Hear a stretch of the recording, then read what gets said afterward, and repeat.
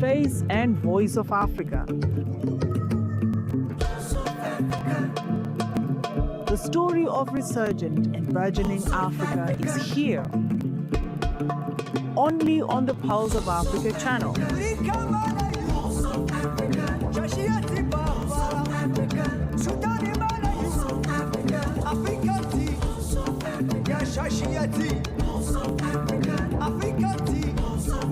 Pulse of Africa, the face and voice of Africa.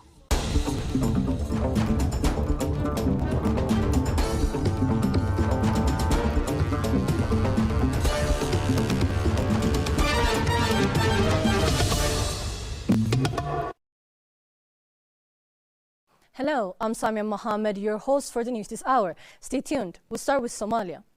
Mogadishu residents are casting ballots today in what is considered a pivotal moment for Somalia's democratic progress, as the capital hosts its first elected local council election in more than 54 years. The polling process is being conducted in over 500 voting centers distributed across 16 districts of the Benadir region. Since early morning, citizens have been forming queues at polling stations, demonstrating substantial public engagement. Security measures, which had been a primary concern before voting began, have been significantly intensified. Nearly 10,000 security members from various national force branches have been deployed to protect polling stations, major roads and vital installation. Authorities report that voting has progressed peacefully thus far without significant interruptions. Numerous high-ranking government officials have already exercised their right to vote, using opportunity to urge citizens to participate and emphasizing the vote's significance as an uncommon change to influence local governance through democratic means.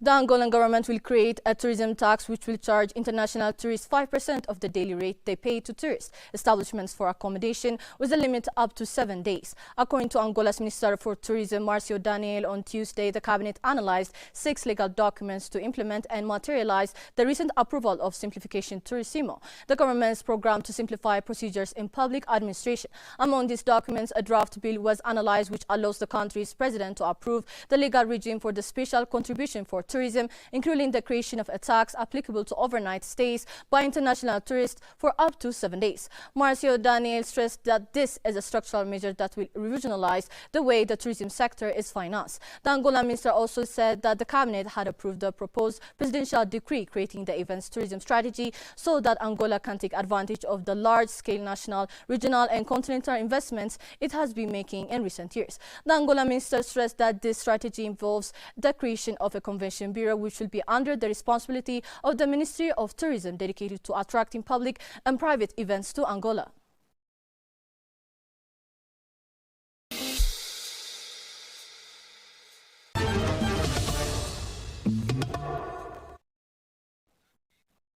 Nigeria has intensified Morocco as a priority market for its African expansion, signaling a deeper push into the continent's artificial intelligence infrastructure. The move follows the company's Jane entry into South Africa, where it partnered with Cassava Technologies to launch what it is described as Africa's first AI factory.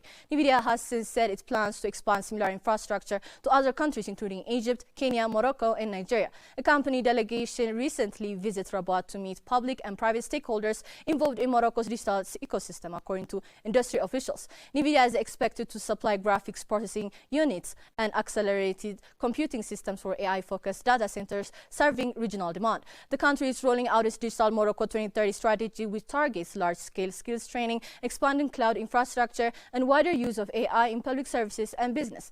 Nigeria's Africa strategy is anchored by Cassava Technologies, which operates data centers and fiber networks across 26 countries. The partnership aims to deliver AI computing capacity locally, reducing reliance on offshore cloud providers.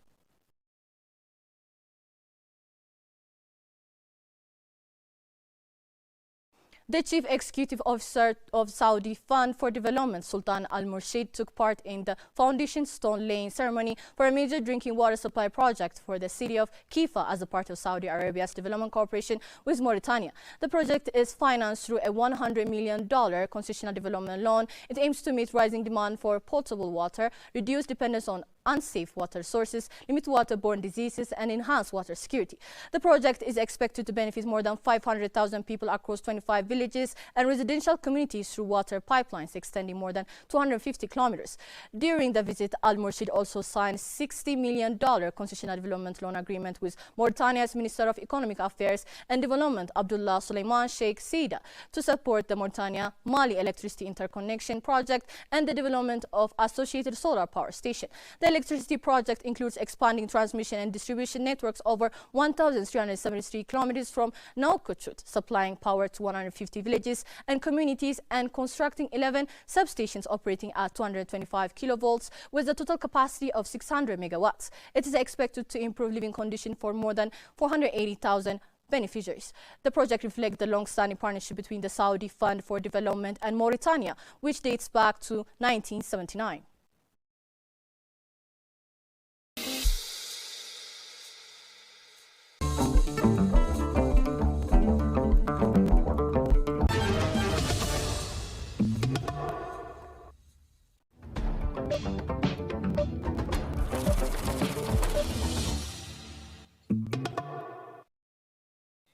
Now to business news. Zimbabwe's economy grew by 9.64% year-on-year in the third quarter of 2025, up from 2.28% recorded in the same period last year, the Zimbabwe National Statistics Agency said. Gron Chirunguwe, National Accounts Manager at Zimstat, told a press briefing in Harare, the country's capital, that the positive performance reflects a broad-based recovery across key industries of the economy, supported by improved production conditions and rising activity in both goods-producing and service industries. He said the growth was driven by strong performance in sectors such as mining and quarrying, manufacturing, finance and insurance, wholesale and retail trade, and agriculture. In a statement issued by the International Monetary Fund in November, the agency said Zimbabwe's economic recovery in 2025 is stronger than previously anticipated, and the economy is expected to maintain strong momentum in 2026.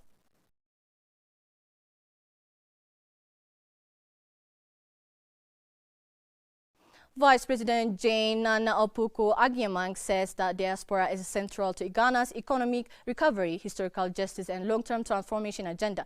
She urged sustained collaboration and concrete action as she officially closed the 2025 Diaspora Forum. The Vice President, speaking on behalf of President John Dramani Mahama at the closing ceremony of the 2025 Diaspora Summit, said the forum was convened at the critical moment when Ghana had deliberately chosen to place history, justice and responsibility at the heart of its national and continental engagement. She noted that the conversation over the 2 days had reaffirmed the reparation were not merely abstract moral claims but complex political, economic and historical issues that required structure, persistence and credible leadership. She said the engagement had helped to clarify Ghana's evolving partnership with its global citizens. The Vice President stressed that the idea of the diaspora as the country's 70th region was far more than a slogan. According to her, the designation recognized the enduring place of the diaspora in Ghana's national life and development trajectory, given their continued contribution to remittances, skill transfer, investment, advocacy, and cultural preservation. The Vice President said resetting Ghana would not be possible without strong and purposeful partnership, adding that the government was committed to strengthening diaspora-friendly policies and expanding clear pathways for return, investment, and collaboration.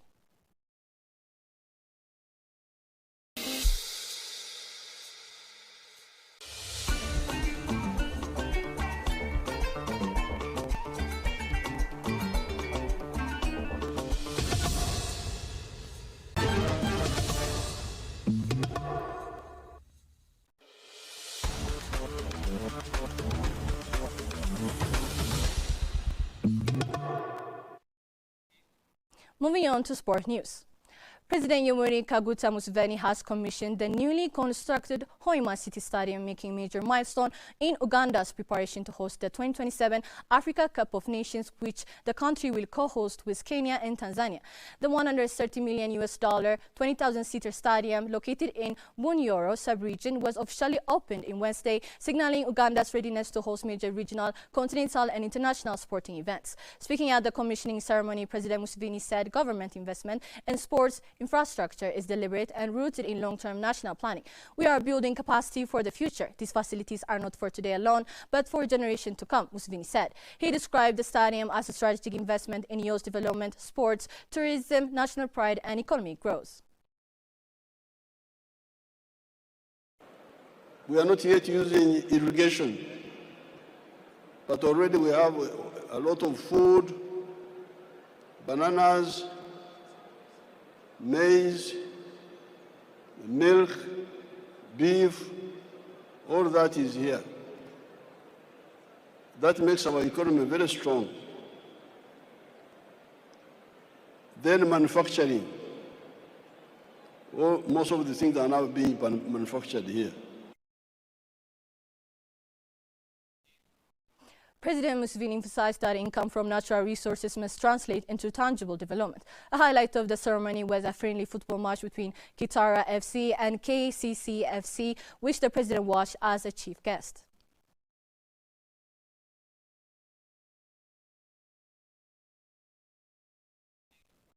Cameroon, Ivory Coast and Burkina Faso started strong on Match Day 1. Match Day 1 of the Africa Cup of Nations 2025 concluded in Morocco, with all 24 teams completing their opening games. In Group E, Burkina Faso staged a dramatic comeback against Equatorial Guinea in Casablanca, winning 2-1 with stoppage time goals from George Minongo and Edmond Tabsoba after trailing. Later in Rabat, Algeria dominated Sudan 3-0, powered by Riyad Mahrez brace in front of a large Algerian crowd.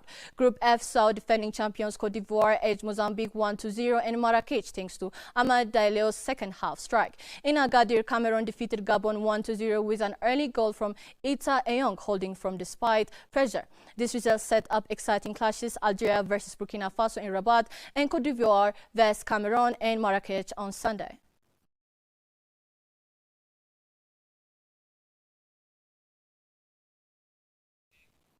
Let's take a look at the current weather forecast across Africa.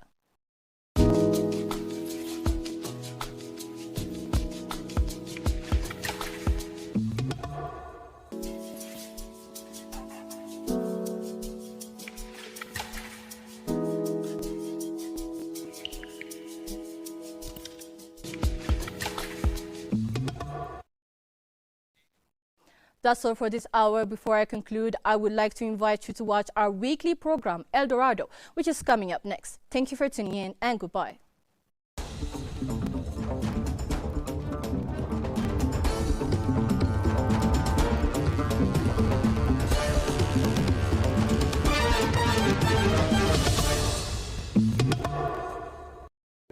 El Dorado, a land of wealth, a future of limitless possibilities. This is El Dorado. From natural rich to groundbreaking innovations, discover Africa's untapped potential. El Dorado, unveiling Africa's global potential.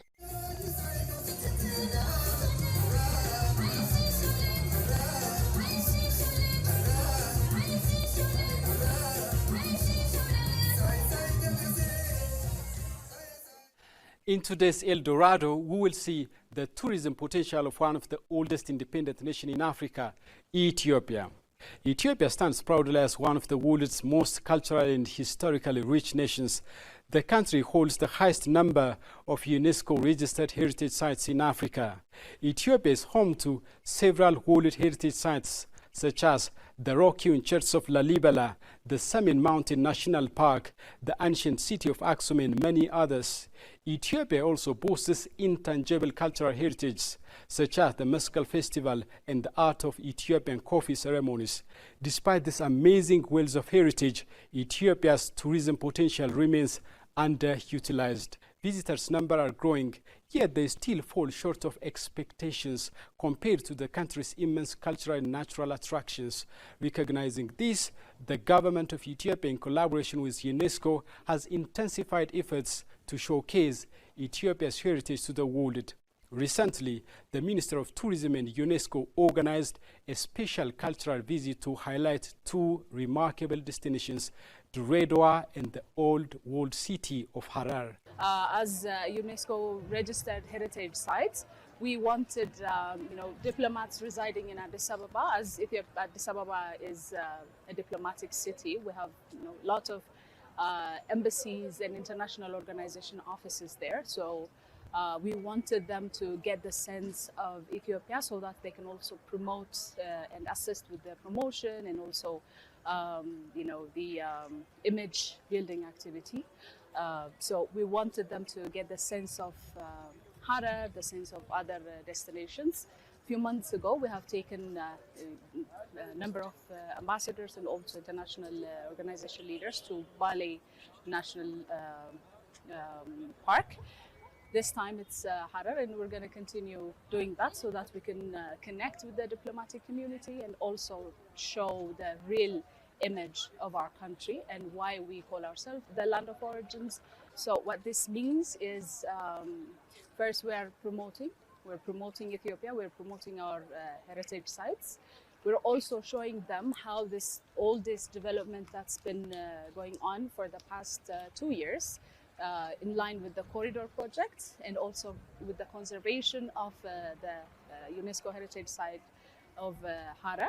We wanted them to see how elevated everything is, how it's now more accessible for tourists, how it is well preserved, and how everything has been done according to the international standard. So we are here with UNESCO country director and other diplomatic communities. Why do we do these visits as UNESCO? It is very important for us as UNESCO to bring the diplomatic community to the different UNESCO World Heritage Sites. As you might know, Ethiopia has the highest number of tangible UNESCO World Heritage Sites, 13 tangible UNESCO World Heritage Sites and 6 intangible World Heritage Sites. So what we do is that we bring the diplomatic community to visit those sites because those sites need to be preserved. Those sites need to be known. We want those beautiful sites. When you become a UNESCO World Heritage Site, it is a universal value. That means that you don't have it anywhere in the world. It is the most beautiful. So we need to showcase. As UNESCO, we are helping the Ethiopian government to showcase your beautiful sites that you have. So as our office, we regularly organize such visits to the different UNESCO World Heritage Sites, the last one being Bali. So we are here in the beautiful site of Harar, the Jugal fortified fort wall, to bring here, as you can see, over 35 diplomatic community so that they can have a look, they can talk about this, but this will also promote your site. It is a promotion, it is a touristic promotion of the UNESCO World Heritage Site. The journey began in Dredwa. Dredwa was founded in 1902 as a key railway hub linking Addis Ababa to Djibouti. The city is celebrated for its diverse mosaic of languages, ethnicities, and religions. Over the decades, it has welcomed residents from Europe, Asia, and the Middle East, including communities from France, Armenia, the United Kingdom, Somalia, Italy, Greece, and India. These foreign influences left lasting imprints on the city's architecture, culture, and economy, and that creates a unique blend of Ethiopian tradition and international heritage.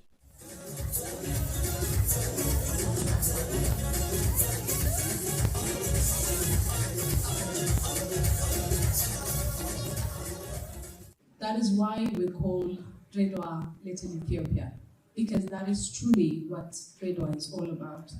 The representation, the coexistence, the harmony with nature, with culture, with people is an obvious showcase of Little Ethiopia. So I really want to thank the mayor and his team for preparing all this in very short notice so that we can have a taste of the entire country right here in this hall. And I know that I'm not gonna tell you to come back again, to bring your team here again, because I know for sure that you will bring your team here, because I know the power of Dredwa. Because once you're here and you have tasted and experienced the feeling of Dredwa, I'm definitely sure that you'll be coming back again and again and again. That's basically the power of Dredwa, and I have personally experienced it. What I would love you to see and to experience when we go around the city, to engage with the people. The people are amazing.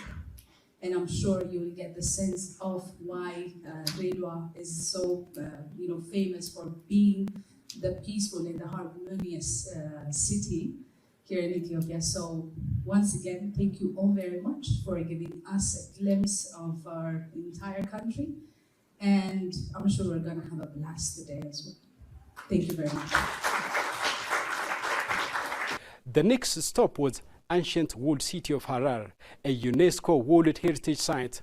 Harar is often referred to as fourth holy city of Islam. Harar is famous for its centuries-old mosques and traditional Harari houses decorated with intricate designs. It is also known for its unique tradition of feeding hyenas at night, a practice that has fascinated travelers for generations. Ambassadors and foreign dignitaries were captivated by Harar's rich cultural tapestry. The visit underscored Harar's role as a symbol of Ethiopia's spiritual depths and historical significance. It's amazing. We came Dire Dawa and then to Harar, and going back also to Dire Dawa just this afternoon. You know, the work that has been done, you know, in Harar, it's very impressive by the government, the federal government of Ethiopia, and also by the local authorities of the Harari region. Very much appreciated. I think this city, as it is inscribed in UNESCO heritage, is an amazing place for the visitors and the tourists to come, and I will definitely encourage the citizens of Armenia, Armenian tourists to visit Ethiopia and in particular Harar. And there is also some let's say, interaction throughout the history with regard to Armenians having been settled in Harar and also different places of Ethiopia. And there is also, you know, small but important, the footprint of Armenian community also in this region. It is a very nice opportunity, and we want to thank through you to organizers, namely the Ministry of Tourism and also UNESCO Liaison Office to Ethiopia and African Union. Well, it's above my expectations, because I knew that there is something in Harar, but I didn't know about this city, that it was part of the UNESCO heritage. And you know, and also the given corridor development project, the results already that you can see, it's very visible everywhere. The government, the local authorities should be credited, and also the federal government for that, and all other partners. So it's above my expectations, and I would definitely encourage my colleagues, other ambassadors, and also my fellow citizens from Armenia to visit Harar as a good place as a tourist destination, one of the destinations in Ethiopia. And I'm having a fantastic visit to Harar, and I'm very grateful to the Ministry of Tourism, to the government and to UNESCO for facilitating such an informative and enjoyable visit. What I've been seeing is the amazing history and culture of this great city, which contributes to Ethiopia's incredible diversity. So I've had a really good time. I've bought some coffee. I understand the coffee here is amongst the best. The mosques are calling to prayer. And now I'm going to drink some coffee, and then I'm going to experience the hyenas, which I'm really looking forward to. So it's been a great visit, and as I say, I think this is a really good example of the diverse communities which make up the wonderful country of Ethiopia. Harar is a great example of how different religions, different cultures, different peoples can live together in peace and harmony and build something truly exceptional. And that message is needed across the world. So I think Harar is a great example for Ethiopia, for my part of the world, but for the whole world, about how communities should live together in peace. We've had very exciting days here in Harar Jugo. What you see here is really the art that went into building this place, and so you begin to understand that the knowledge and the origins of mankind is truly here in Africa. You see the kind of materials that they used, you see the type of houses, which are actually climate smart. It's a hot place, but they're able to make these buildings that make living very easy. So I think as an attraction, we can invite more people to come to Harar. It's not very far. You can fly into Dire Dawa and drive for 100 kilometers, and you're in the middle of the origins of mankind. During their visit, the ambassadors and officials praised Ethiopia's dedication to preserving and promoting its heritage. They highlighted that protecting these treasures is vital not only for Ethiopia, but for the benefit of all humanity. As Ethiopia having the highest number of UNESCO registered heritage, we need to be more visible. We need to show the world what we have here.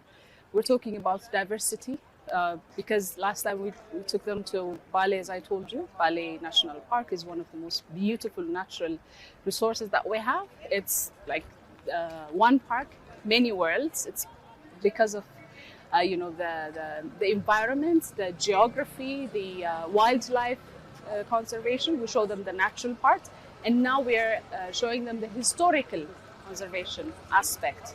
So we're trying to show the world the diversity of our country. We have the natural gift, we have the historical gift, and we have the cultural gift. So all these three, finding all these three in one country is a very unique gift, and Ethiopia has it.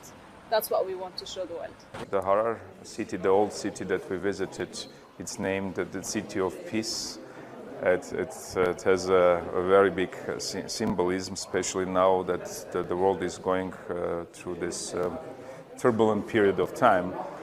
It's a good message to be taken to the rest of the world, that the people with different ethnicity and religion, they can live together in peace and harmony.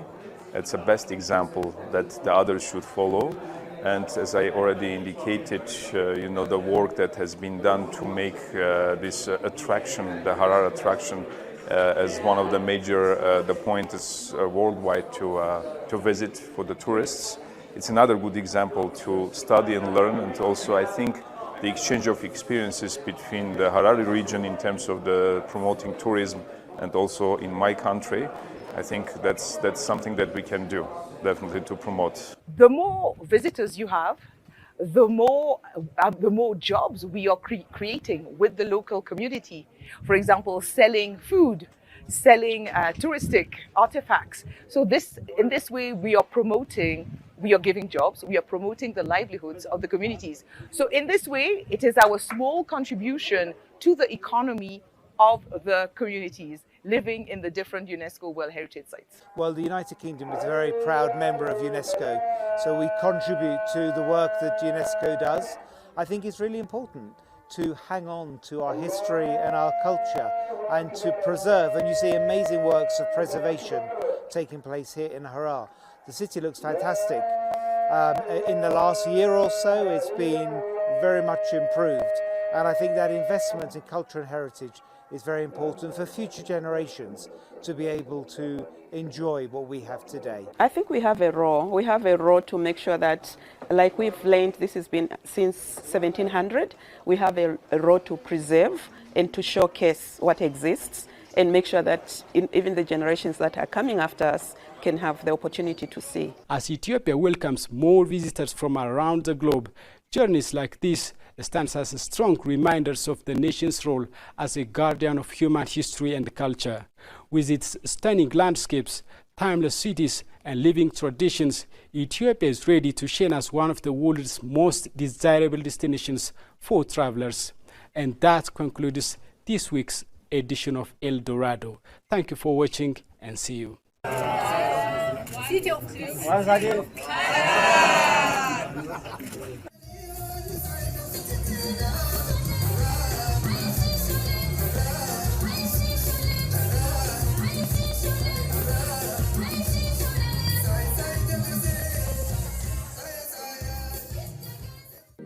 El Dorado, a land of wealth, a future of limitless possibilities. This is El Dorado. From natural reach to groundbreaking innovations, discover Africa's untapped potential. El Dorado, unveiling Africa's global potential.